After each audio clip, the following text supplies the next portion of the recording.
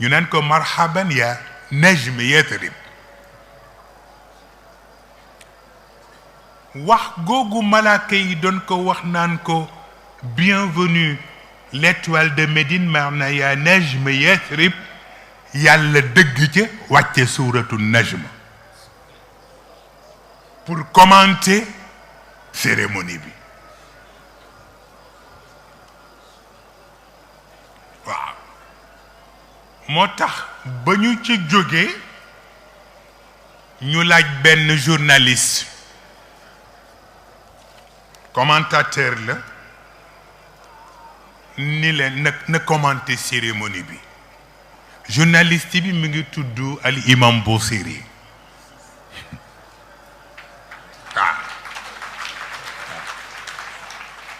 mu ni sarayta min haramin leylan ila harami kama sara albadru fi daajin min alzulami wa bitta tarqa ila an nilta manzilatan min qaabi qawsayni lam tudrak wa lam turami wa qaddamatka jamiicu al-anbiyaai biha والرسل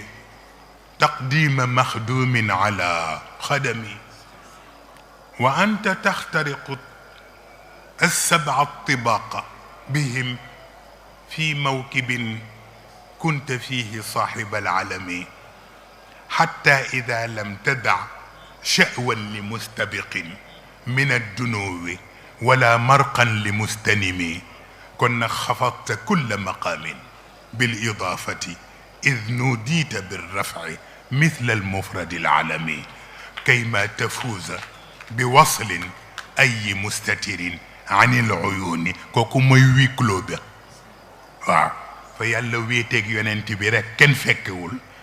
wíikloo boobu la wax ni kayma tafuuza bi waslin أي مستتر عن العيون وسر أي مكتتم فحزت كل فخار غير مشترك وجزت كل مقام غير مزدحم وجل مقدار ما وليت من رتب وعز إدراك ما أوليت من نعم كنك بشرى لنا معشر الإسلام إن لنا من العناية ركنا غير مجنب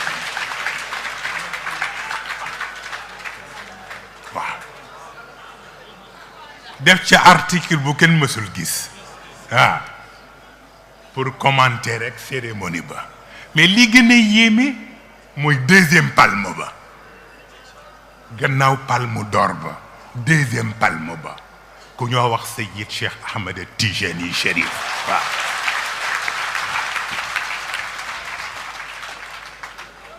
moo jël deuxième palme ba mooy itam benn journaliste bu ñoo tudde Cheikh Ahmed Tidiane Sy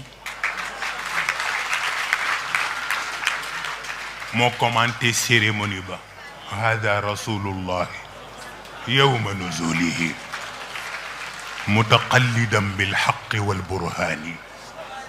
mutabassiman farahan bisaffi malaikin basatu ilayka akuffahum bitafani yatalaqanuna صلاتك العظمى التي ما بعدها للجنس من قربان والحور من بين النوافذ في الحمى متفرجات فيك كالولدان وعليك برد قد كساك محمد في الموقفين به وفي الإعلان وبوجهك الصافي بوصف باهر الكتاب بخطها النوراني يا سيدي يا سيدي يا سيدي من لي بمثلك متعة الأجفان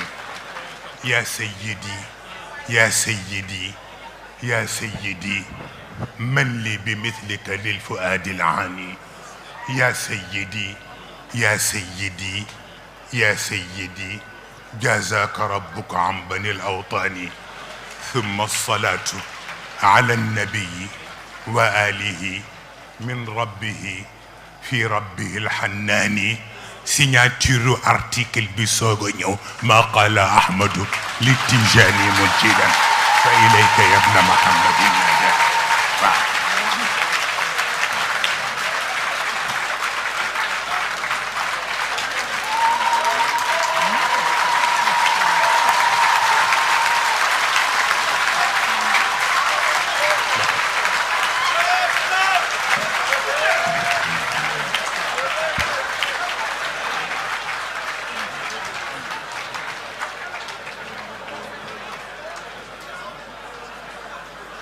troisième palme ba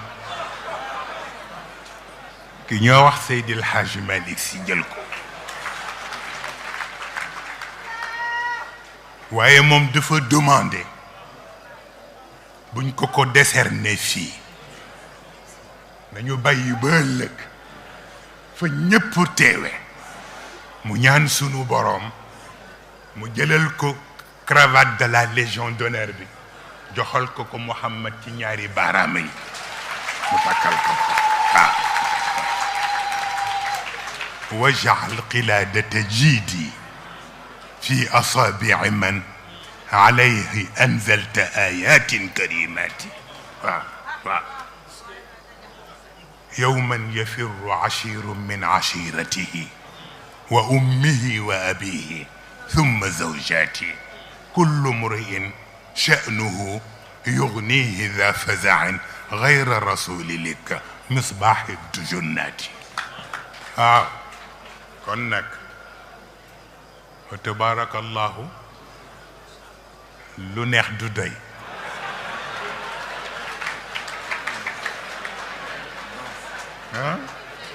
والله نيسا موتاخ ci biir commentaire boobule un chrétien de 1790 à 1869 di wax ci personnalité góor googu la ñuy wax Muhammad ni si la grandeur du dessein, la petitesse des moyens, l'immensité du résultat sont les trois mesures du génie de l'homme, qui osera comparer humainement un grand homme de l'histoire moderne à Mahomet. Philosophe, orateur, apôtre, législateur, guerrier, conquérant d'idées, restaurateur de dogmes rationnels, d'un culte sans image,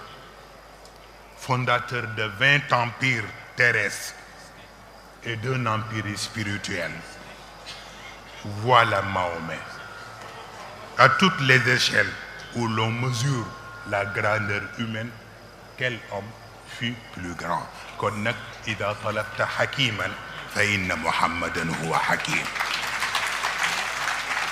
Wa ida talabta khatiban fa inna Muhammadan huwa khatib. Wa ida talabta mujaddidan liqawaid aqliya fa inna Muhammadan huwa mujaddidun liqawaid aqliya.